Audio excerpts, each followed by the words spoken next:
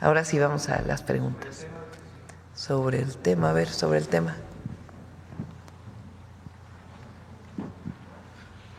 Buenos días, presidenta, y quien la acompaña, Javier Pérez de HC.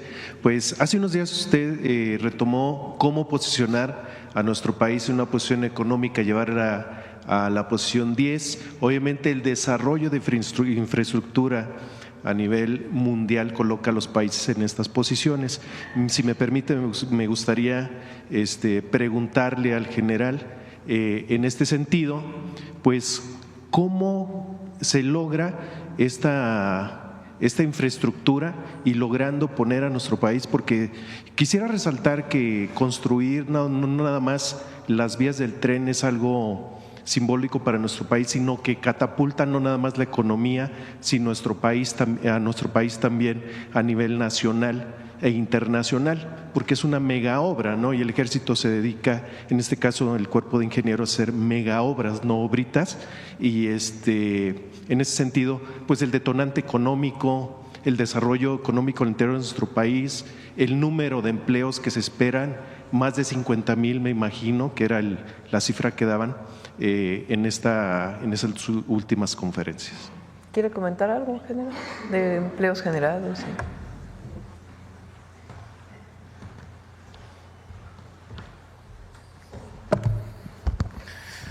Bueno, efectivamente, México ocupa el lugar número 11 a nivel mundial en cuanto al desarrollo de infraestructura ferroviaria por kilómetro cuadrado de territorio. No estamos mal, es una potencia ferroviaria. Igual en el número de material rodante, de locomotoras y unidades de arrastre, estamos en 11º lugar.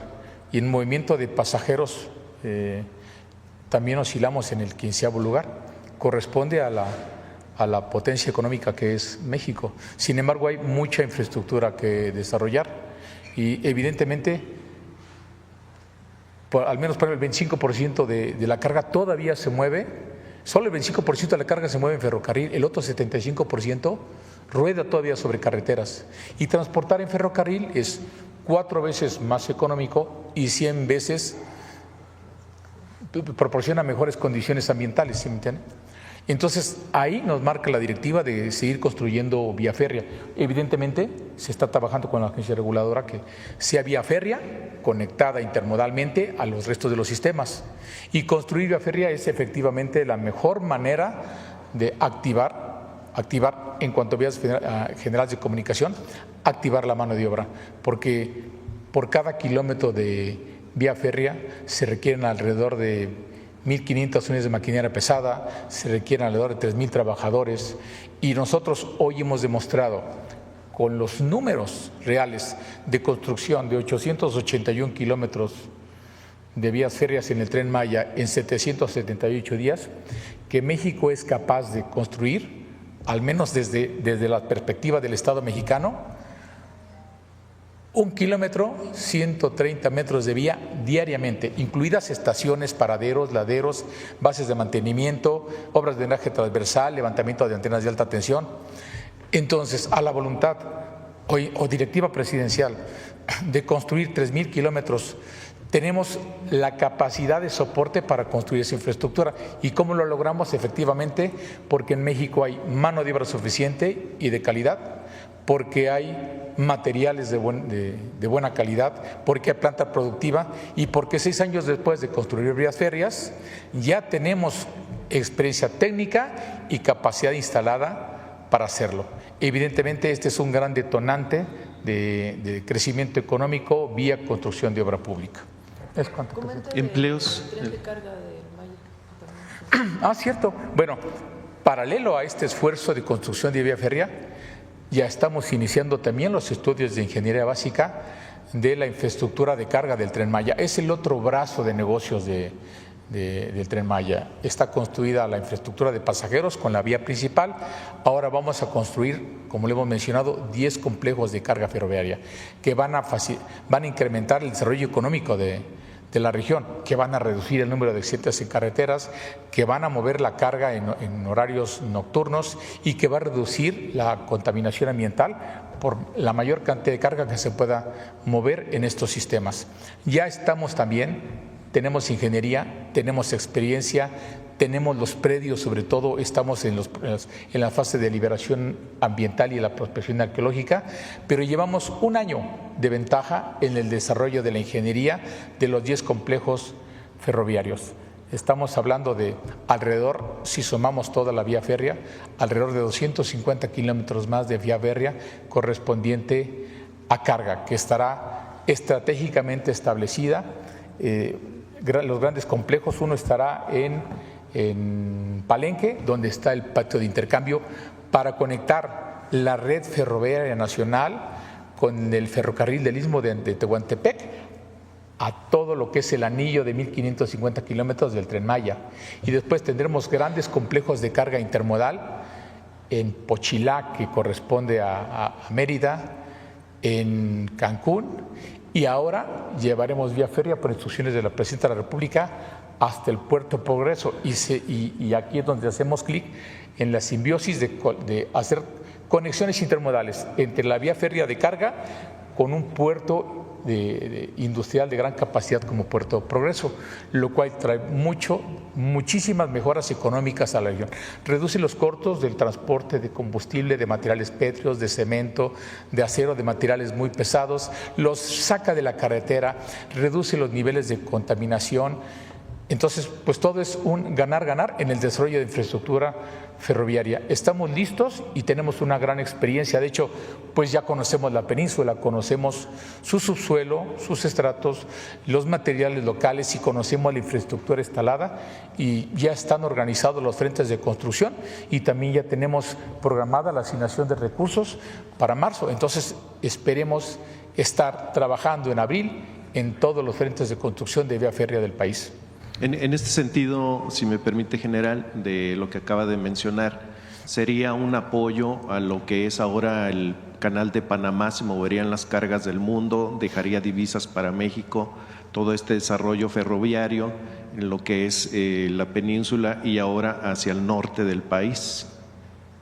Sí, efectivamente, bueno, quizás los más adecuados para hablar sobre esa competencia con el Canal de Panamá sean nuestros compañeros, colegas de la Secretaría de Marina, que están trabajando en el ferrocarril del Istmo, pero evidentemente este corredor interoceánico, que será para carga y para pasajeros, si se fija, y yo lo hablamos, está interconectado a la red ferroviaria nacional que va al norte y a la red ferroviaria nacional que estamos construyendo para la península de Yucatán a través de Tren Maya Carga. Entonces tenemos anilladas, vamos a tener anilladas afortunadamente hoy todo el sistema ferroviario nacional, con puntos intermodales como son los puertos, y no se diga, por ejemplo, el Tren Maya, que está totalmente anillado a 6 aeropuertos internacionales. De eso se trata, de que aparte la infraestructura ferroviaria tenga una conexión adecuada con los sistemas, con las otras vías generales de comunicación. Hoy México se convertirá en un referente de conectividad al terminar la conexión de ambos muelles, tener ya transportando carga, desarrollar patios industriales para procesamiento de esa carga que va de océano a océano, y aparte conectada para poderlos llevar a la parte de nuestro país y exportarla al vecino del norte, o bien llevarla a desarrollar la parte sur de nuestra nación. Y eso se logra gracias a esa planeación estratégica que ha previsto el Gobierno de la República. ¿Y empleos directos, general? Empleos directos. Tomen un referente de lo que nos representó construir al agrupamiento de ingenieros de defensa la vía férrea del Tren Maya. Al final de cuentas, construimos 881 kilómetros y generamos 170,000 empleos directos, pagados en las nóminas de la obra, más otros 340,000 empleos indirectos. Eso da empleo a más de 500,000 de pasajeros, de trabajadores. Ahora, solamente fueron, en nuestro caso, 880 kilómetros. Si hacen una extrapolación a casi 3.500 kilómetros, estamos hablando de 1,5 millones o más de trabajos, de empleos directos.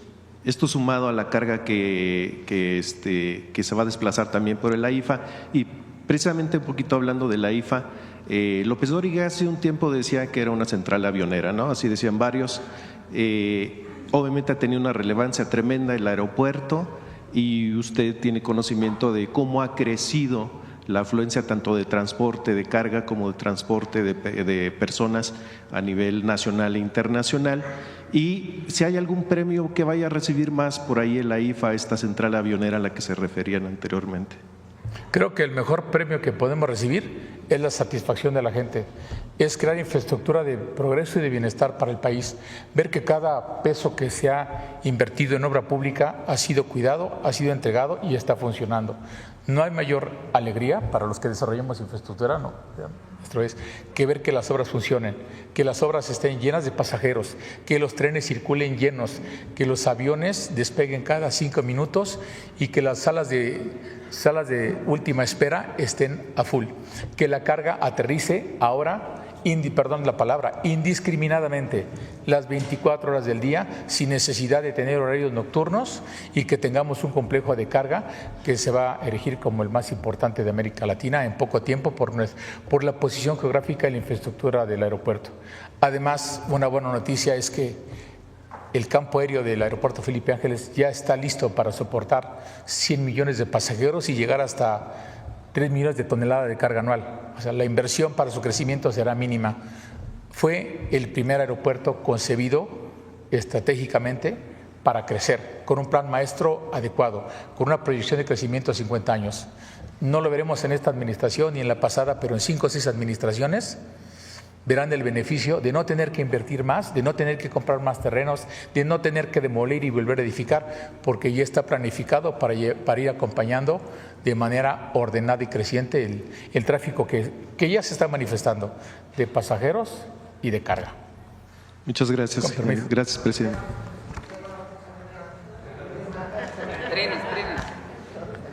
A ver acá.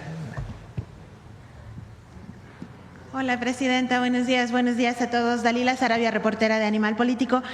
Presidenta, esta semana justamente en Animal Político publicamos una investigación que revela que, contrario al discurso del presidente Donald Trump, cada vez hay más ciudadanos estadounidenses involucrados en delitos relacionados con el crimen organizado. Solamente en la administración del expresidente López Obrador y en lo que va de la de usted, se han detenido a un poco más de 2.600 estadounidenses justamente por estos delitos. En primera instancia, quisiera yo preguntarle si estaba usted al tanto de esta situación, si se ha abordado en el Gabinete de Seguridad y qué se ha platicado sobre ello, por favor.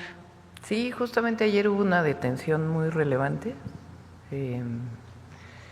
y es lo que hemos estado comentando, que Estados Unidos, y entiendo que también comienza a asumirlo, porque hay muchos de estos objetivos que tienen extradición, orden de extradición, o solicitan la extradición de personas estadounidenses que han cometido un delito y que Estados Unidos pide su extradición. Lo que hemos estado planteando es que en Estados Unidos también hay delincuencia organizada y hay personas estadounidenses que vienen a México con estas actividades ilícitas. ¿Por qué lo decimos? Porque si no, ¿quién repartiría, quién distribuiría el fentanilo en las ciudades de Estados Unidos? O sea, porque el asunto no solamente es que pase droga de México a Estados Unidos, sino quién distribuye en Estados Unidos esa droga para el consumo, el lamentable consumo, el lamentable gran consumo, particularmente fentanilo, que hay en los Estados Unidos. Entonces, eso es lo que hemos estado planteando cuando hablamos de colaboración y de coordinación. No solamente es que Estados Unidos colabore con información, inteligencia para las detenciones en México, sino que también Estados Unidos haga su trabajo en Estados Unidos para las detenciones que tiene que haber para evitar el tráfico de estupefacientes en su país. Entonces sí, en efecto. Y la otra pues es el tráfico de armas de Estados Unidos a México. Presidenta, como parte de esta investigación encontrábamos que en el periodo del expresidente López Obrador las detenciones eran en promedio 1.1 al día, y a partir de su administración se está teniendo un registro de 3 personas con nacionalidad estadounidense detenidas por este tipo de delitos.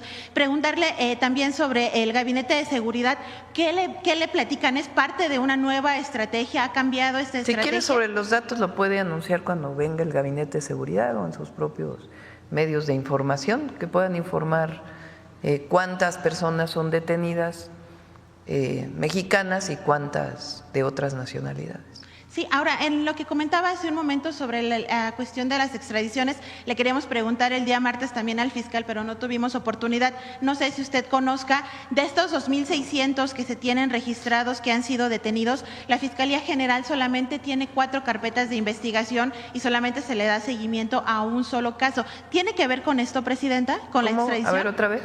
De todos los 2.600 que se han detenido, que se detuvieron en la administración del presidente López Obrador y en lo que va de su gobierno, solamente se tienen 4 carpetas de investigación por parte de la Fiscalía, a pesar de que estas detenciones las ha hecho Marina, Guardia Nacional, Defensa y la Secretaría de Seguridad Ciudadana. Es que, a ver, cuando hay 2 maneras de que haya una detención legal de una persona por parte de la Fiscalía.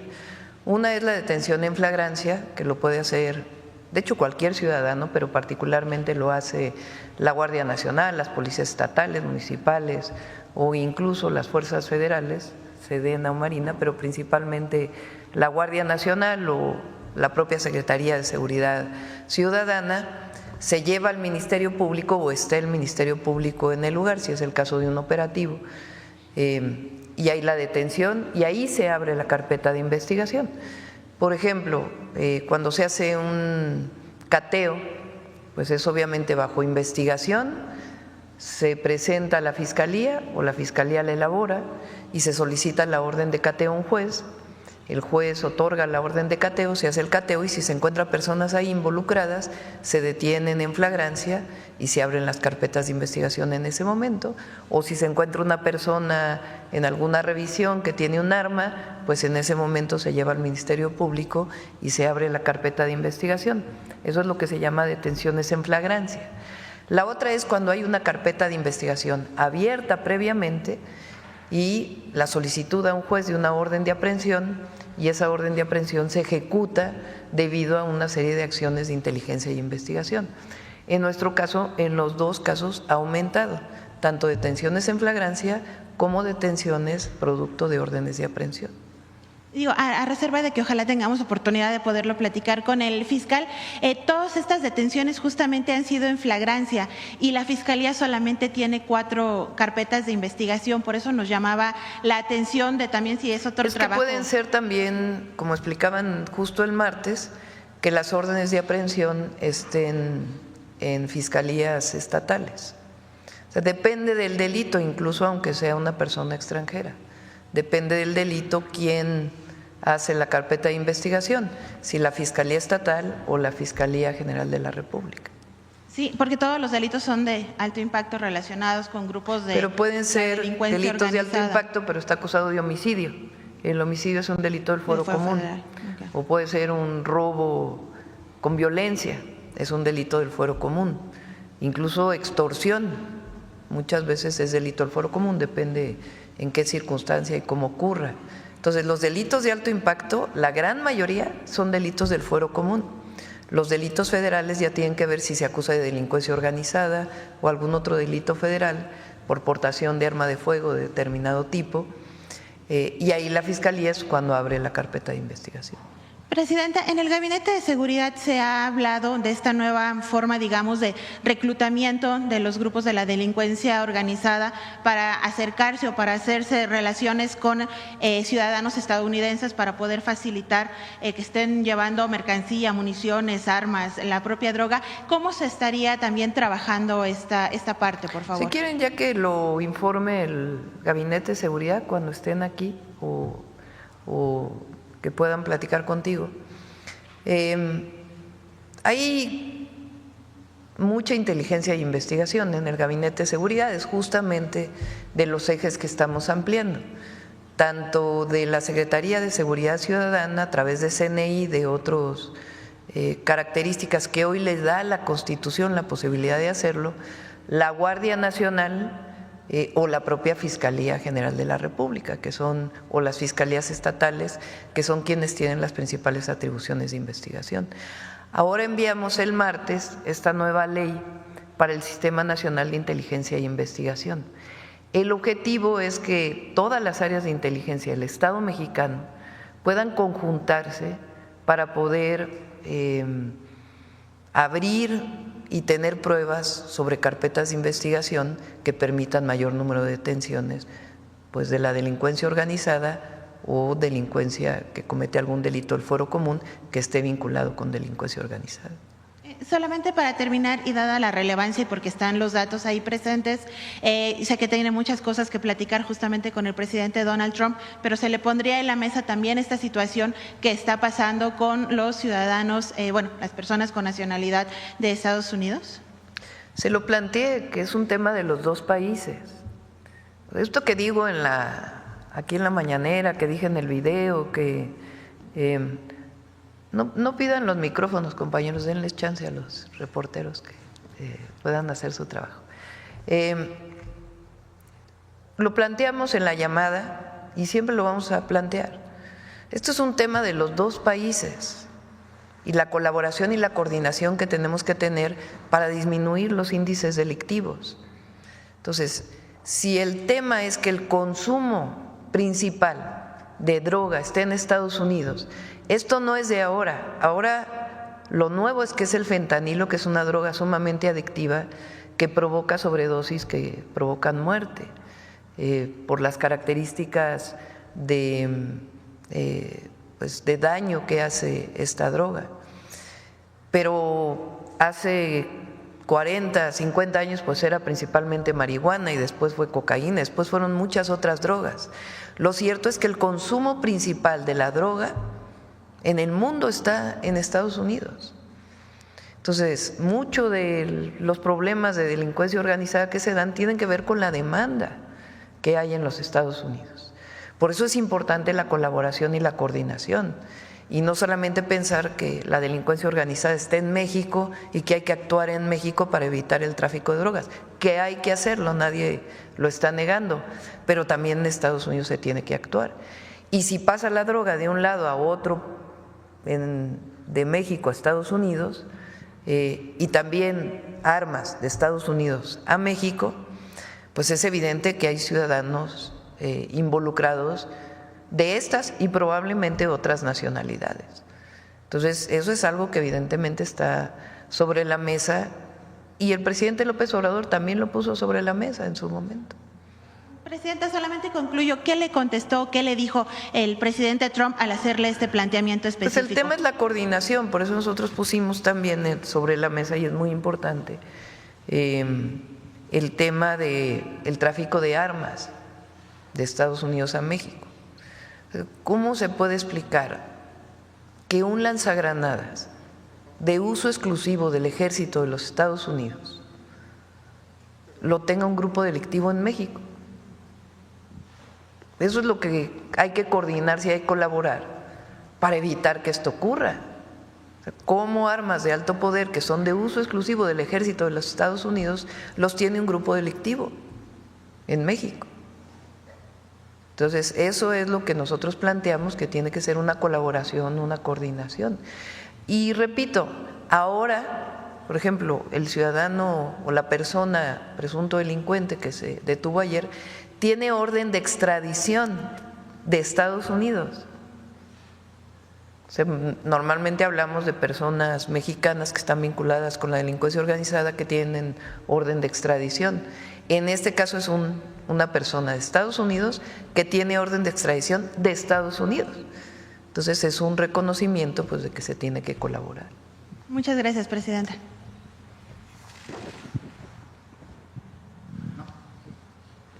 Muchísimas gracias, presidenta. Sobre el tema, y si me permite otra pregunta adicional, entiendo entonces que este sistema ferroviario, como en Indios Verdes, por ejemplo, que te bajas en el CETRAM y puedes tomar otro sistema de transporte. ¿Estarán interconectados estas terminales? Es decir, podrás llegar de Buenavista a Querétaro y de Querétaro, no sé, caminar lo que caminarías, por ejemplo, acá en Ciudad de México, en una estación a otra, Andrés. y tomar el tren hacia Irapuato. Bueno, y tengo otras preguntas sobre el tema, pero… Para los recorridos completos, digamos, ustedes ven todo el trazo, está pensado que puedan tener, y habrá distintos servicios dependiendo de la demanda. Podemos imaginar, como usted dice, un tren México-Querétaro, pero también puede ser que un tren sea México-Querétaro-Irapuato y no tendría que tener transbordo. Entonces, dependerá de los distintos servicios que sean, son recorridos largos. Por darle otro ejemplo, vamos México-Querétaro, pero la subida es hacia Saltillo, hacia San Luis Potosí, Saltillo, Monterrey, que eso estará en una siguiente fase. Igual puede ser un tren directo donde no tengas que hacer transbordo, pero tendremos, digamos, igual la parada en Querétaro, aunque tal vez no sea la misma parada que para ir a Irapuato. De todas maneras, si tú ibas a Monterrey, podrás ir continuo a Monterrey, o si tú ibas a Irapuato o Guadalajara, podrás ir continuo. Pero, por ejemplo, si llegas a Querétaro, ¿a qué transporte te subes para irte a la ciudad? Entonces, en todos los casos, cuando estamos haciendo la revisión de la idoneidad de las estaciones, sobre todo en las poblaciones más grandes, que lo estamos haciendo en colaboración con gobiernos municipales y estatales, está el planteamiento, ya sea que donde existe transporte público, les voy a dar un ejemplo, Pachuca, tiene el Tuzobús. Entonces tenemos la intención de que haya una conexión al Tuzobús, porque la gente dentro de Pachuca tiene un largo recorrido que puede hacer ya en el Tuzobús y también pues, para llegar al servicio.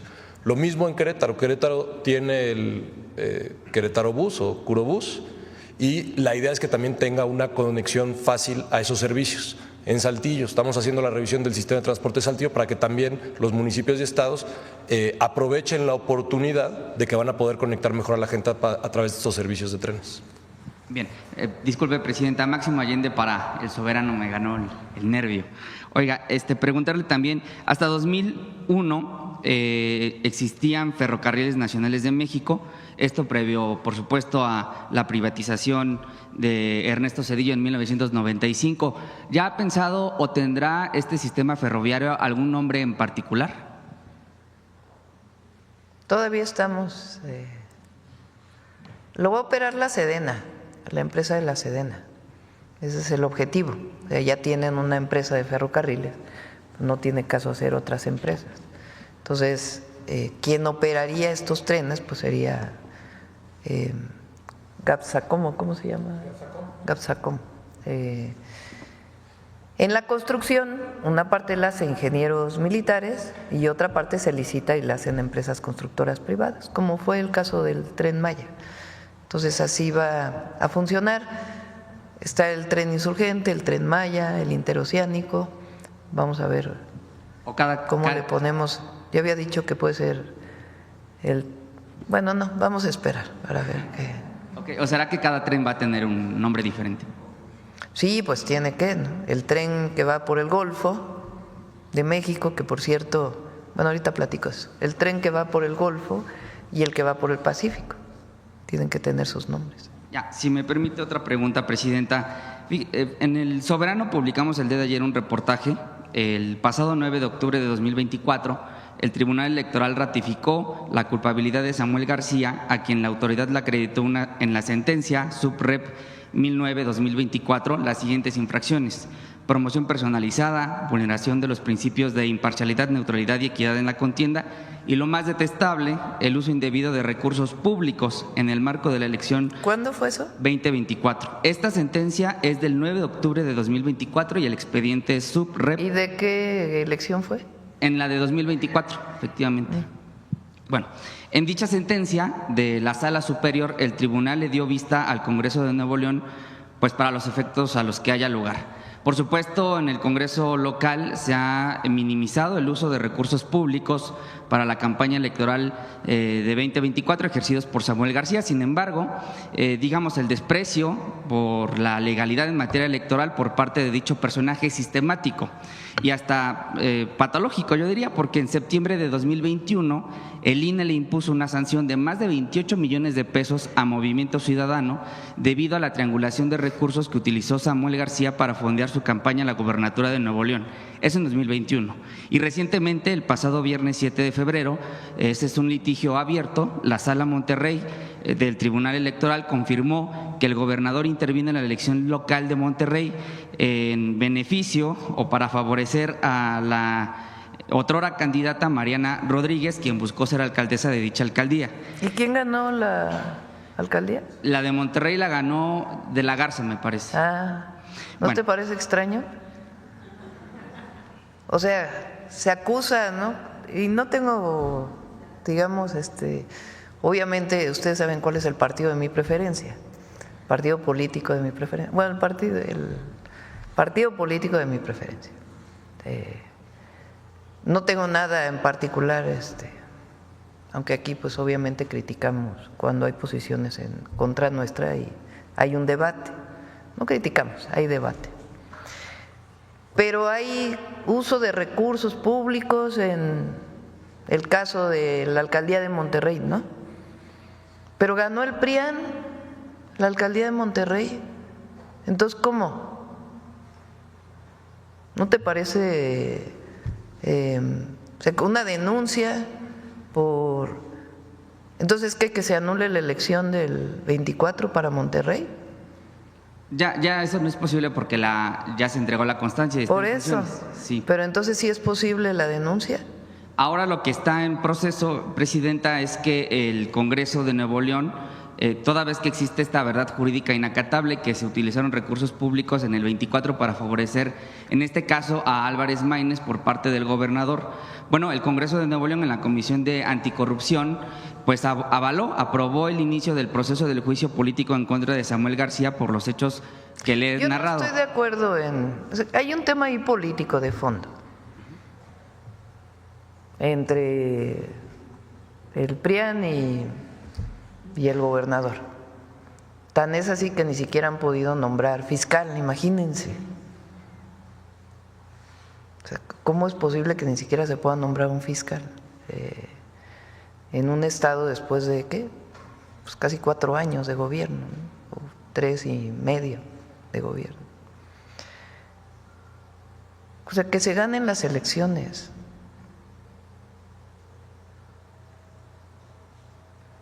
Porque es esto de Monterrey, pues, que hubo recursos públicos. Pues sí, pero ganó el PRIAN. Entonces, el tema de Nuevo León, pues es que ahí hay una disputa permanente que quieren resolver penalmente. Pues que se ganen las elecciones. Digo, ya es mi opinión, ¿no? Sí. Y ya, pues que proceda el Congreso si así lo cree conducente, pero el tema es que ahí todo se hace penal. Entonces, ya pasaron las elecciones del 2024, ya hay los resultados del 2024. Por último, Presidenta, igual en el mismo sentido, bueno, en la 4T hizo un delito grave el uso de recursos públicos, los delitos electorales. Hay elecciones en este año, ¿no? El tema del Poder Judicial.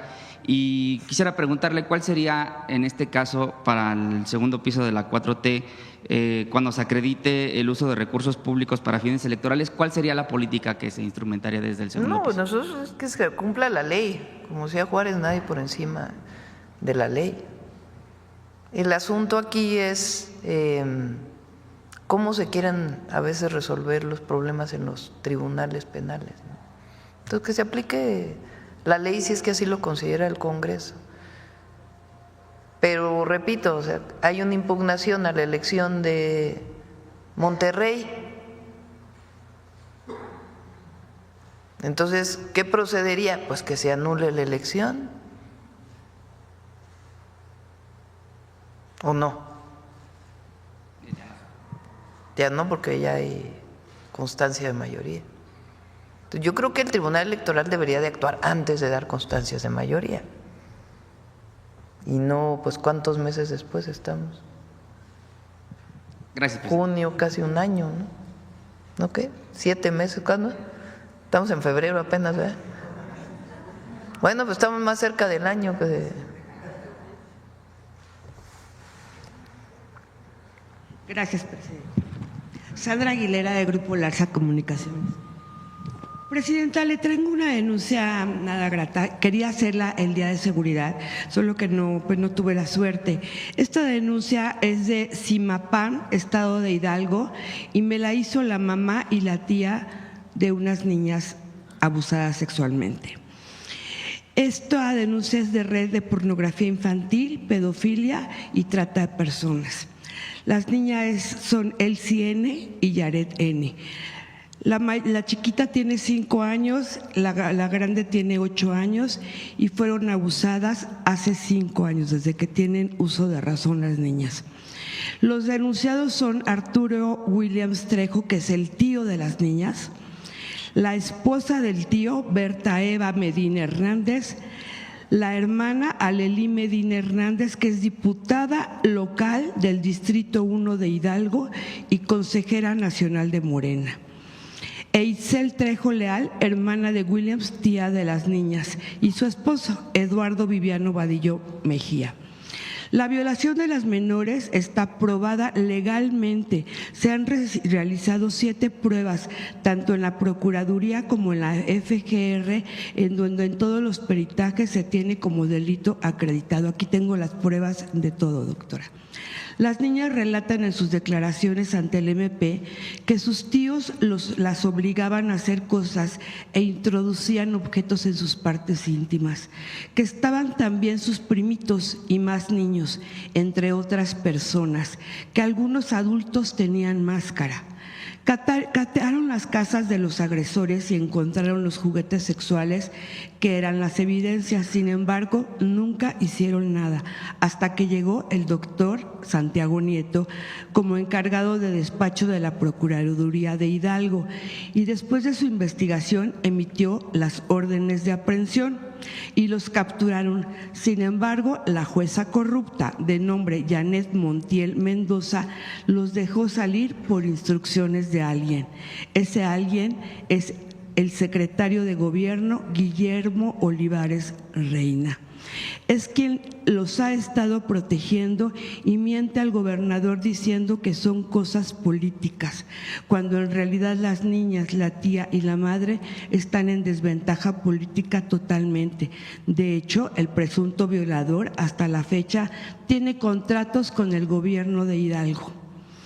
Es importante mencionar en otro punto de investigación que todos pertenecen a una iglesia cristiana llamada El Buen Samaritano, sucursal Zimapán, y que la han hecho una secta, ya que las niñas relatan que en el momento que sus tíos las agredían sexualmente, habían más personas y algunas con máscaras, cantando música del templo y también tomándoles videos. Relatan que se las llevan a retiros espirituales a un spa, el Hotel Royal Spa, donde la propietaria también está enterada, Silvana Sánchez. Y cuando regresan del retiro, los asistentes, los mayores, dicen que no se acuerdan de nada porque llegan tocados de Dios. Seguramente les dan drogas para olvidar todo. Será importante también investigar estas sectas. A raíz de lo antes mencionado, las niñas ya se intentaron suicidar. Viven en casas de seguridad con su mamá y experimentan secuelas emocionales y enfermedades físicas. Una de las niñas tiene papiloma humano y le van a quitar la matriz porque está muy avanzado esto. La violación de las menores está acreditada con dictámenes de la FGR y el niño DIF, en donde como resultado se muestra el daño físico y psicológico que les causaron a causa de las violaciones. La mamá le pide que por favor se siga el procedimiento en la FGR, donde ya tienen carpetas, pero no todas. Se han acreditado muchos delitos, pero no han sido investigados. La pornografía infantil es el resultado muchas veces de las mentes enfermas que se creen que Dios los manda a hacer estas cosas.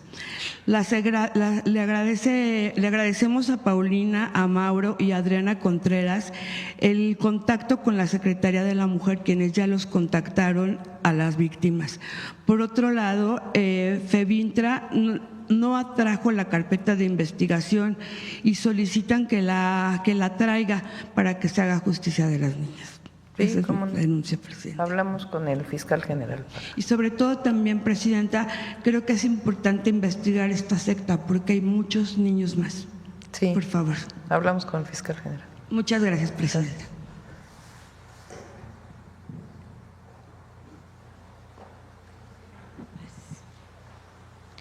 Gracias, Presidenta. Graciela Bravata, de Ahora Noticias. Respecto al tema de que ayer hubo pláticas del secretario Omar García Harfuch con el gobernador de Tabasco, Javier May Rodríguez, con toda esta ola de violencia que lamentablemente ha estado imperando en la entidad. Si usted sabe en qué acuerdos tomaron, mi pregunta va porque lamentablemente, a pesar de que el gobernador May ha puesto todo de su parte, siguiendo todas las instrucciones de este mandato que usted preside, ha tenido una guerra sucia en el Estado. Una guerra de todas aquellas personas que no están de acuerdo, que sí está resintiendo la sociedad todas estas homicidios que se han dado por el problema del manejo de estos cárteles, y ha tenido un efecto negativo para los empresarios que tenían destinados a hacer proyectos, sobre todo en el área de Dos Bocas, y que hace una semana me informan que destinaron ellos no invertir más en Tabasco, dado esta ola de violencia, a pesar de que desde enero se vio reflejado los resultados de las pláticas que han venido sosteniendo tanto el gobierno como la federación. Entonces sí me gustaría saber si usted tiene la respuesta de ayer y qué mensaje le pudiera dar a estos empresarios que, aunque los locales tienen todo el respaldo para este gobierno, no así los que estaban mirando con buenos ojos, dado todos los proyectos que trae esta cuarta transformación. No sé qué empresa haya sido que haya decidido no participar, no tengo esa información. Bueno, son empresarios que deciden invertir en el Estado, pero que me informan que me pidieron, si gusta le doy los nombres aquí a… Sí, porque no tenemos esa información y se va a ayudar a Javier y sobre todo al pueblo de Tabasco, más allá de los empresarios. Por supuesto que queremos que haya desarrollo económico e inversión, pero nos interesa en este momento principalmente el pueblo de Tabasco. Entonces se está elaborando un plan en coordinación con el gobernador, que incluye varias áreas, y ya lo van a dar a conocer, pero estamos avanzando mucho.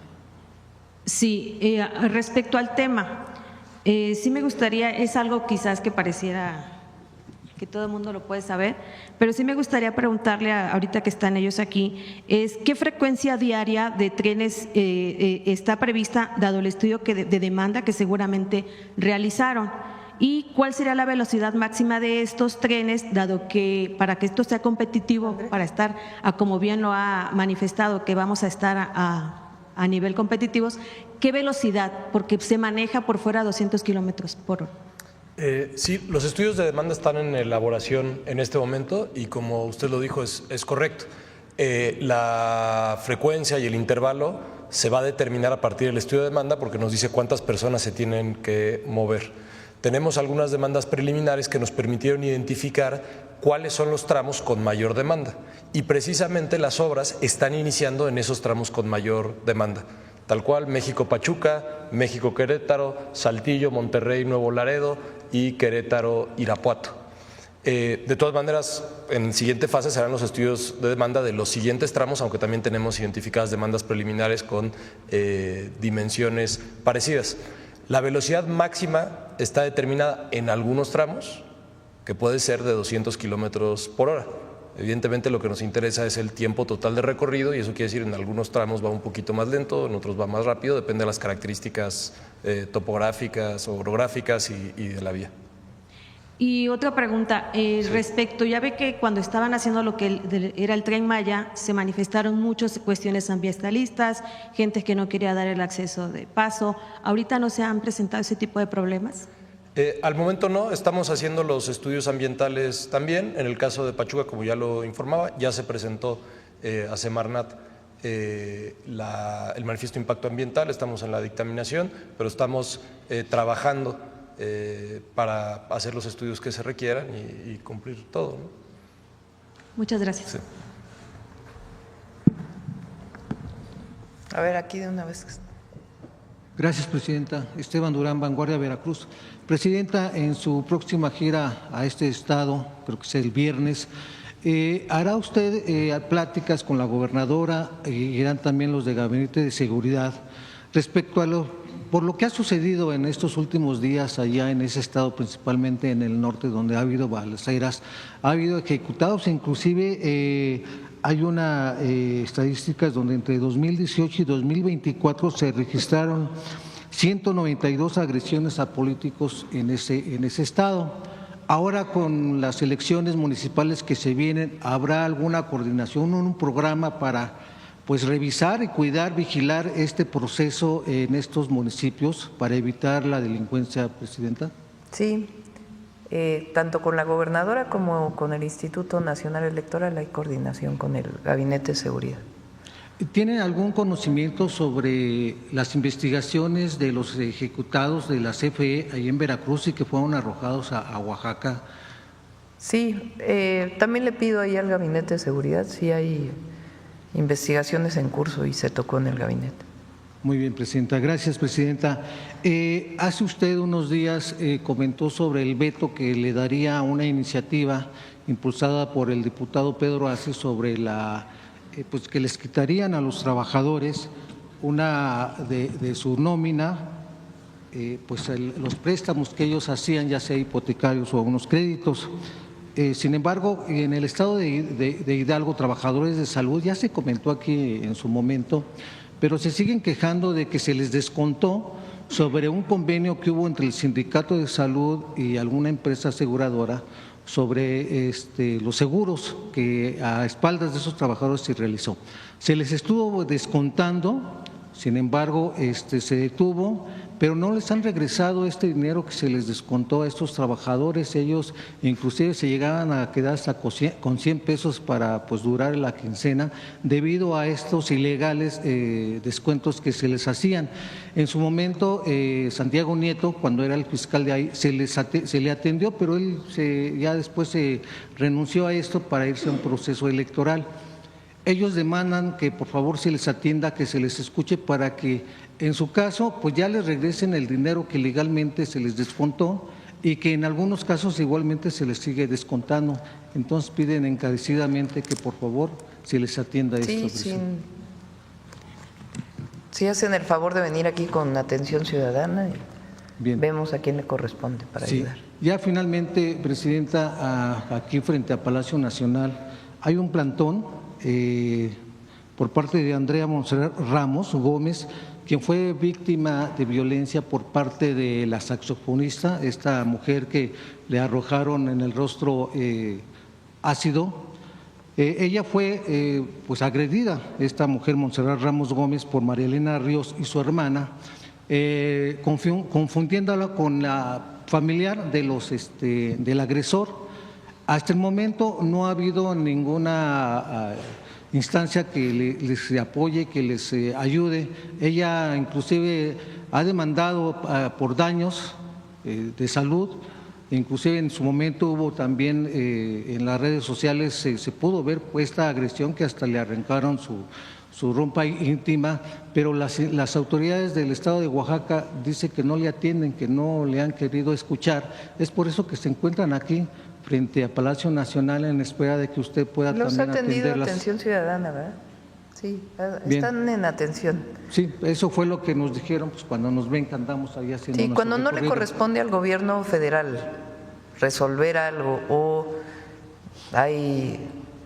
no es tan sencillo resolver alguna solicitud, alguna demanda, se continúan las mesas de trabajo y hay veces que no corresponde al gobierno federal sino un gobierno estatal y ahí se hacen todas las gestiones para poder apoyar a la gente. Muy bien, gracias, presidente. Gracias.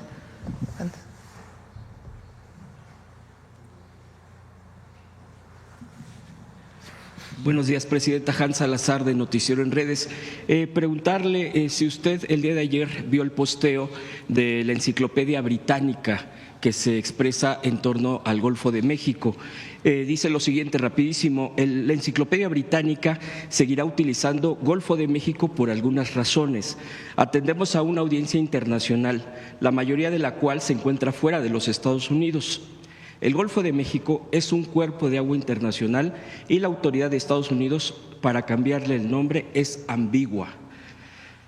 Continúa este post y dice: se le llama el Golfo de México desde hace más de 425 años, pero es importante tener en cuenta la distinción entre el ámbito internacional y el ámbito nacional. Y por último, publica una imagen de esta, pues del mapa. Dice: de todos modos, aquí hay un mapa de nuestra primera edición de 1768. Preguntarle, Presidenta, si lo vio y qué opina al respecto. Recuerden que el decreto que firma el presidente Trump, lo hemos dicho aquí varias veces, es sobre la plataforma continental de Estados Unidos en el Golfo de México. El Golfo de México tiene plataforma continental de Estados Unidos, que es territorio de Estados Unidos, como si fuera en tierra. Plataforma que, de acuerdo con todo lo que nos informó, que son muy eruditos en esto y nos han estado enseñando, la Secretaría de Marina, creo que son 22 millas náuticas, ¿no? De la costa a donde llega. Ahí hay soberanía del país. Entonces, ahí él puede tener atribuciones para llamarle Golfo de América, en ese pedacito que le corresponde a la soberanía de los Estados Unidos. Nosotros tenemos soberanía sobre nuestra plataforma continental y Cuba tiene soberanía sobre su parte, y hay un pedazo todavía de aguas internacionales. Entonces, incluso en la fotografía que enseñó el presidente Trump, si ustedes se fijan, cuando hace el decreto, se ve directamente que es sobre su plataforma continental. Entonces, primero, pues, agradecer a la Enciclopedia Británica, porque en efecto, pues, es Golfo de México. Si hubiera alguna atribución del gobierno de Estados Unidos, como está en el decreto firmado, es solamente sobre su pedacito de plataforma continental. Ahora, con quien sí tenemos una disputa en este momento es con Google. Ya contestaron la carta y ya les volvimos a contestar. Y si es necesario, vamos a una demanda civil. O sea, porque que en Estados Unidos se va a ver Golfo de América y en otros lugares Golfo de México y en otros lugares Golfo de México y Golfo de América, pero no están en lo correcto, por esto que les estoy explicando. Ni siquiera el presidente Trump está planteando que a todo el Golfo de México se le llame Golfo de América, sino solamente a su plataforma continental. Entonces Google está equivocado. Entonces contestaron y le regresó la carta el canciller diciendo que no, que están equivocados, que no se puede llamar a todo el Golfo de México Golfo de América. Se le volvió a dar el decreto y se le volvió a decir cuáles son las normas internacionales. Entonces, si siguen insistiendo, nosotros también, pues ahí estamos pensando incluso una demanda, porque incluso están nombrando sobre el territorio mexicano, que es nuestra plataforma continental. Entonces, vamos a esperar a ya lo está viendo, observando qué significaría esto por parte de la Consejería Jurídica, pero esperemos pues que hagan una revisión de digamos, Google Maps pues no es una norma internacional, es una empresa privada que tiene este servicio, que tiene convenios con distintos territorios y países para poder hacer pues este mapeo que tienen de todo el planeta. Pero aun cuando sea una empresa privada, pues se ha convertido en una referencia internacional. Entonces, no he revisado ahí cómo está nombrado. Donde aparece ya nombrado como Golfo de América. Sí, pero solamente es para su plataforma continental. Por eso yo les digo, hay que revisar el decreto. Entonces, lo que le estamos diciendo a Google es: revisa el decreto que emitió la Casa Blanca. y que firmó el presidente Trump. Verás en ese decreto que no se refiere a todo el Golfo, sino a la plataforma continental. Entonces, agradecemos, por supuesto, a la Enciclopedia Británica, pero es importante que, pues que las empresas privadas que se dedican a la información, pues den bien la información, particularmente una plataforma como esta.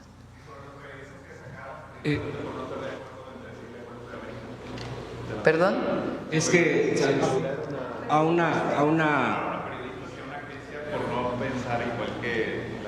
Pues nosotros no estamos de acuerdo con la censura, pero lo que sí creemos es que se debe cumplir la ley por todo, en el terreno nacional e internacional.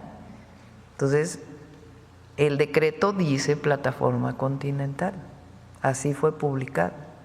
Entonces, tiene que cumplirse con eso, que el único lugar donde puede llamarle de una manera distinta a Estados Unidos es donde ejerce soberanía, y es 22 millas náuticas desde la costa, en su territorio. Presidenta, mi siguiente pregunta sería en torno a…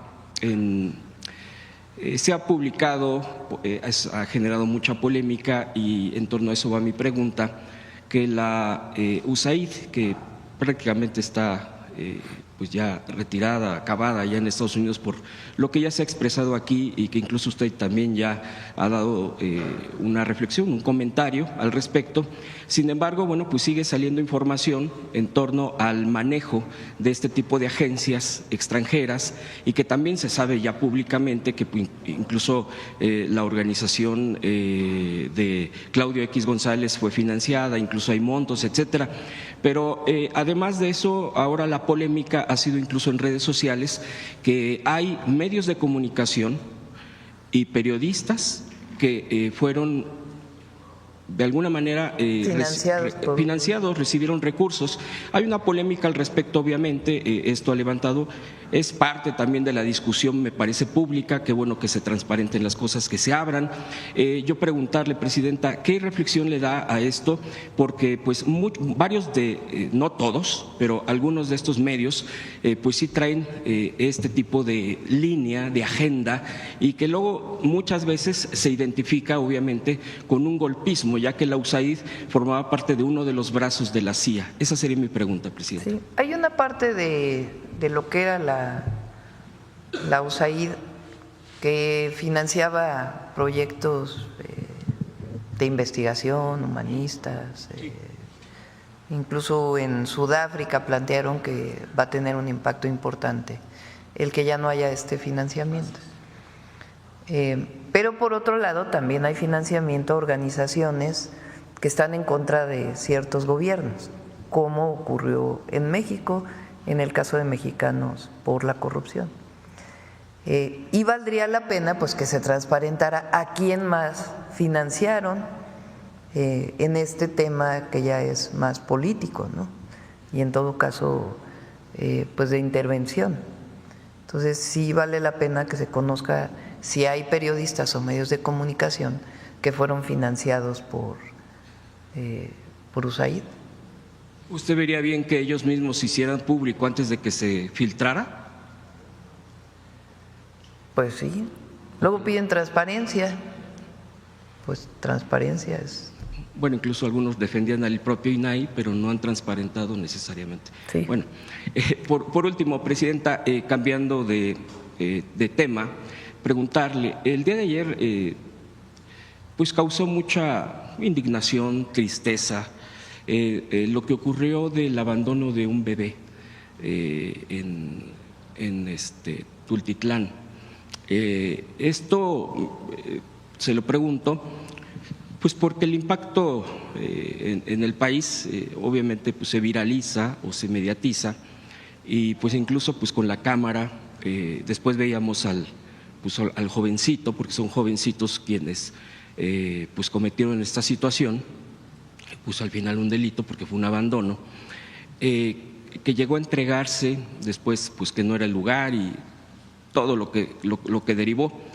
Los papás salieron a decir que pues el joven tiene que responder ante sus actos, igual que entiendo pues la pareja al final de cuentas. Esto a mí me lleva, se lo pregunto porque pues sí, efectivamente es una indignación, salían los videos donde está el abandono en una bolsa de plástico, pero también esta parte de la falta de valores, ¿no? Y porque es más profundo el tema, no solamente decir castiguen a estos jóvenes, me parece que no, pero no sé qué reflexión le da en el país porque conmocionan este tipo de cosas, me parece que realmente pegan y que no solamente se trata de un asunto de castigo o no, pero ¿qué usted piensa al respecto, Presidenta, sobre este tema en particular que sucedió el día de ayer? Y le agradezco que me haya dado la palabra. Sí, son, digamos, casos polémicos en términos de dar una opinión. Porque si bien hay un delito, digamos, pues también hay causas más profundas de por qué hay este abandono, ¿no? Y ustedes saben que nosotros siempre hablamos de atender las causas. Afortunadamente no es un tema que en nuestro país son casos, sí se dan muy aislados, ¿no? Y tienen que ver, pues,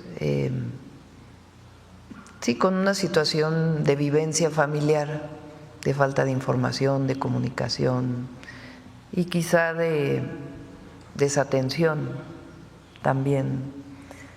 Entonces, mi opinión es que siempre es más humano atender las causas. Por supuesto que las fiscalías determinan si hay un delito y tienen que actuar en ese sentido, pero hay que atender las causas. Hay casos muy dolorosos, a mí me tocaron algunos en la ciudad, que lo que buscamos pues es también a las víctimas, es decir, a ver por qué se dio esto y una atención integral para que no vuelva a ocurrir. Gracias, Presidenta. Sí. Ahora vamos la última por acá.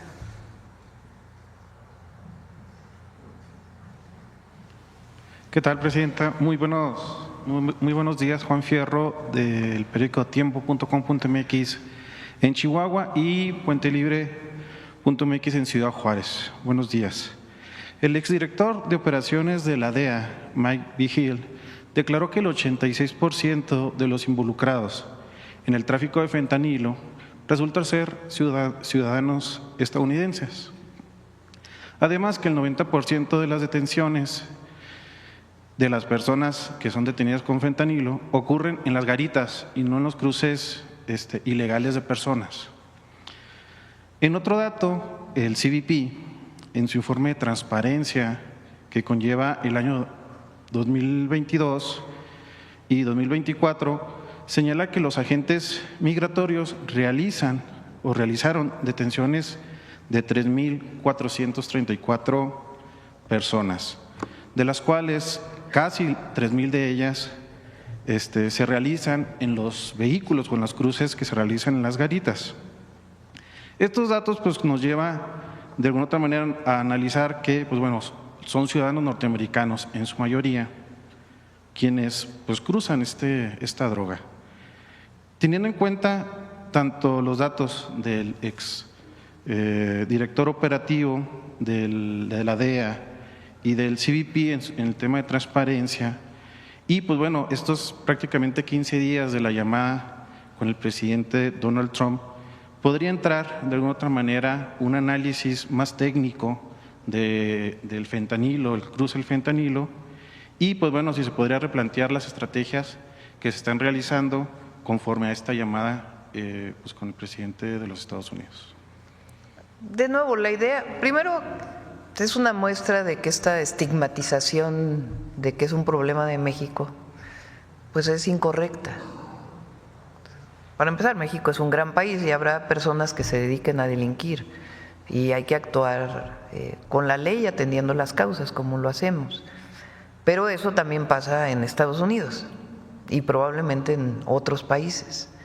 Entonces, esta estigmatización que es un problema exclusivamente de México, pues está mal y la mejor prueba pues son estos datos. Ahora, ¿qué es lo que estamos planteando? Pues una colaboración entre gobiernos que nos permita disminuir el tráfico de drogas, atender las causas del consumo de las drogas y al mismo tiempo pues disminuir la impunidad y parar el tráfico de drogas y de armas. Eso es lo que estamos planteando, una colaboración, una coordinación y la actuación a cada quien le corresponde en su territorio. Pero es una colaboración y una coordinación. ¿Por qué? Porque es un tema que atañe a los dos países, que no solo es un tema de México, es un tema de ambos países. Y precisamente, Presidenta, acerca de lo que viene siendo… Y lo que dije, que el consumo, el tema es la demanda. Así es. El tema del programa México te abraza, pues bueno, tenemos que, pues bueno, si existe pues por parte ya de la Embajada Mexicana en los Estados Unidos algún reporte en estos días sobre la atención a migrantes y si se mantiene de alguna otra manera este miedo inicial después de la toma del presidente Donald Trump en la comunidad sobre pues, las famosas redadas y operativos antimigrantes. Si quieren le digo al canciller que nos dé toda la información de cuántas personas han atendido qué consulados, cuántas llamadas se han atendido en el call center, a cuántos se les ha dado asesoría legal. Es importante el número, pero no es estratosférico, digamos, cosa que habla pues de la propia protección que tienen las y los mexicanos en Estados Unidos y depende también del estado. Y también pues de la cantidad de mexicanos que hemos recibido repatriados que hemos atendido en los 10 centros de atención. Sí, precisamente en ese despliegue, pues bueno, se tuvo pues una atención prácticamente en días pues de esta instalación de albergues. Quería preguntarle también cuántos abrazos ya ha dado México y si de acuerdo a estas cifras se podría ya determinar si es necesario ampliar los albergues o reducirlos, porque bueno, vemos en algunos puntos que se ha rebasado pues por mucho este tema. Sí, solamente en los albergues se han atendido, bueno, centros de atención les llamamos, porque albergues es distinto, ¿no? Porque se atiende con distintas actividades de las distintas secretarías del gobierno para ofrecer distintos apoyos y realmente quienes se quedan ahí pues se quedan muy poco tiempo, prefieren ir a sus lugares de origen. Entonces son 2.016 personas nada más que se han recibido en los 10 centros de atención. Ayer pernoctaron 158 personas y obviamente pues la capacidad es mayor, de todas maneras van a permanecer ahí, tomando esa decisión también para esperar pues los siguientes meses, ¿no? Y siempre dar el apoyo a nuestros hermanos y hermanas. Gracias, presidente. Bueno, creo que ya son 9:16. A ver, nada más porque vienen de Sonora.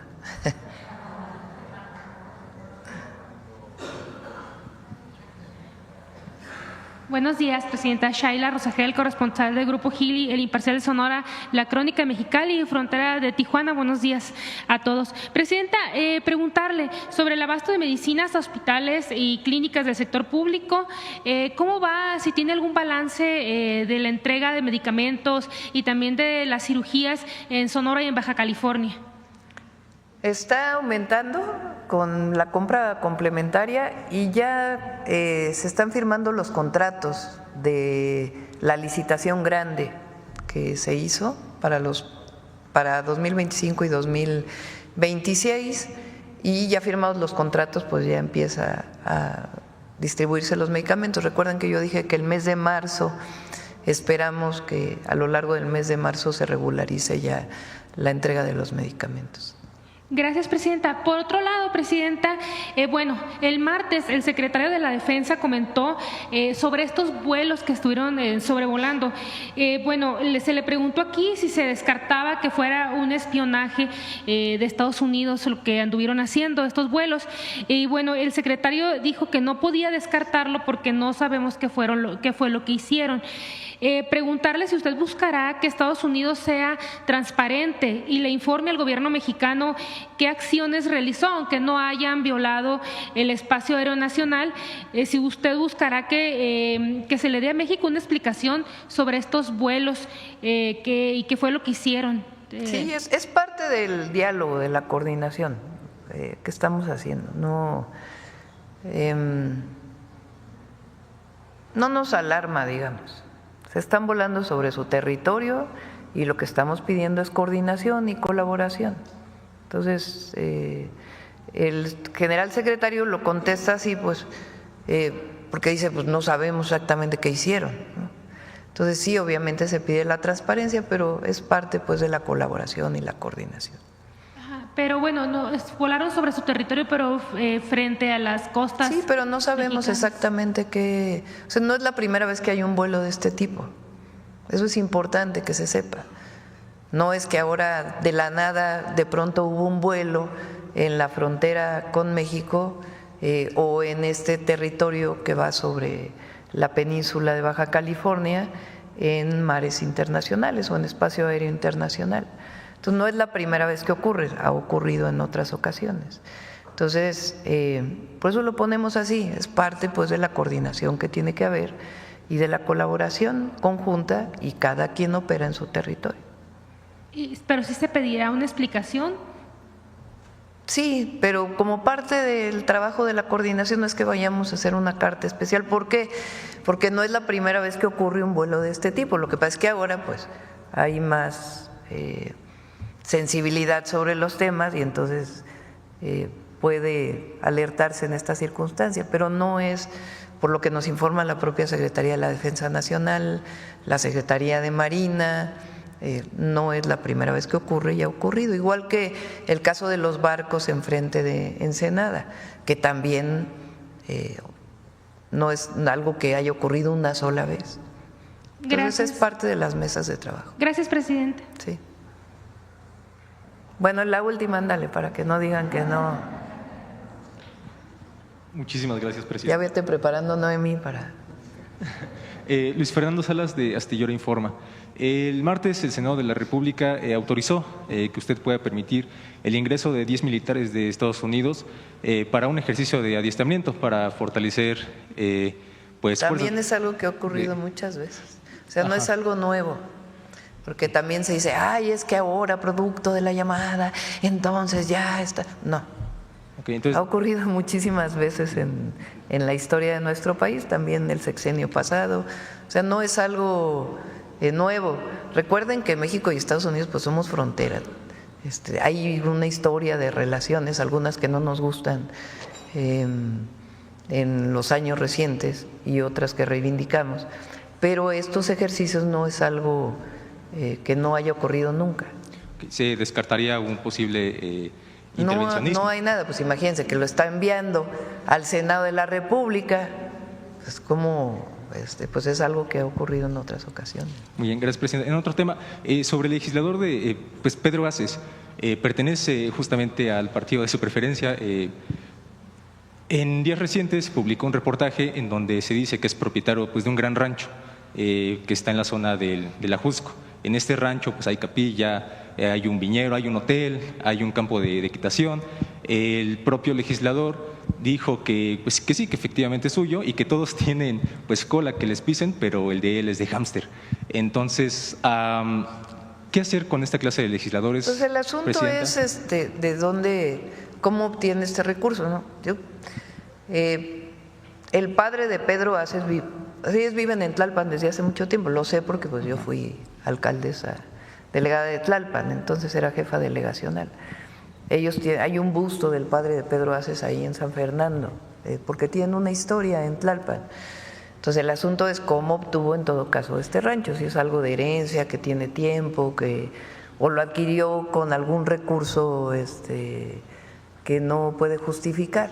Entonces él tiene ese rancho desde hace mucho tiempo, en todo caso él tiene que explicar pues cómo lo obtuvo, ¿no? Sí. Entonces, nosotros se pide investigación a la Fiscalía si es que hay corrupción asociada a este tema. El asunto pues es desde cuándo tiene este rancho, ¿no? Okay. Sí, el tema aquí, Presidenta, es que se suma a otras polémicas que ha tenido este legislador de Morena, como estar en contra de la reforma de las 40 horas, estar a favor del maltrato animal, pues está a favor de la corrida de toros, fomentó esta pero reforma. Es una cosa es distinto, ¿no? O sea, yo no sé si Pedro Aces presentó la propuesta esta, por ejemplo, de descontar a través de nómina los créditos, ¿no? Que obviamente nosotros no estamos de acuerdo con eso y si lo llegara a aprobar el Senado lo vetaríamos. Y tampoco estamos de acuerdo con otros temas que pueda llegar a plantear este u otro diputado.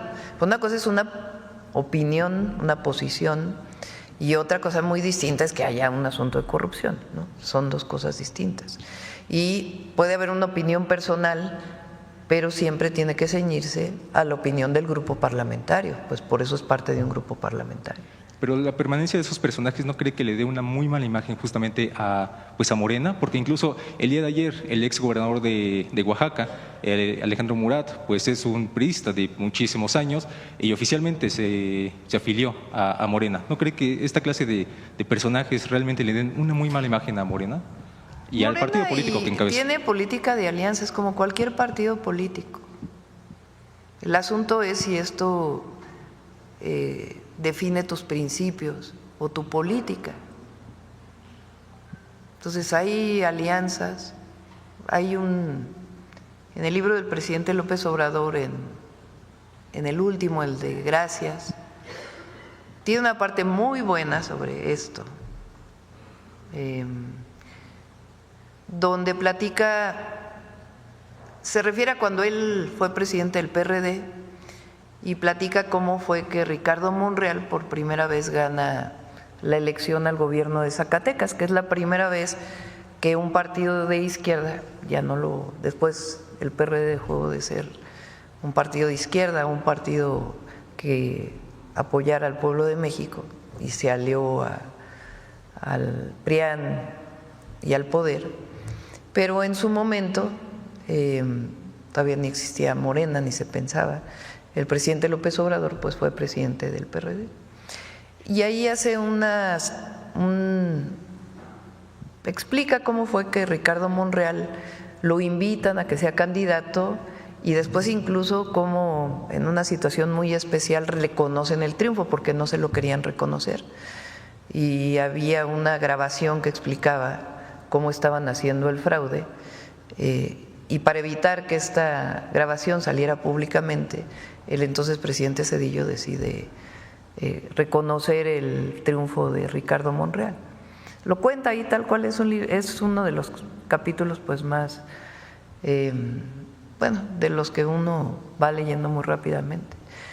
Y ahí él habla de la política de alianzas, y cómo pues para ganar una elección tú haces alianzas con personas. Entonces, yo recuerdo ahora en la campaña cuando fui a Sinaloa y se incorporaron algunas personas que firmaron que no eran de Morena, yo les decía, nosotros necesitamos una alianza muy grande para ganar la mayoría calificada, para poder hacer la reforma al Poder Judicial. Entonces son políticas de alianzas que se establecen. El asunto es si eso viola tus principios, tu forma de actuar y a quién eliges para un puesto de elección popular. ¿Usted respalda a Pedro Aces, Presidenta?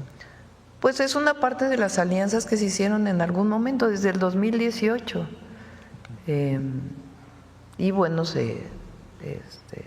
participó como parte de un diputado plurinominal.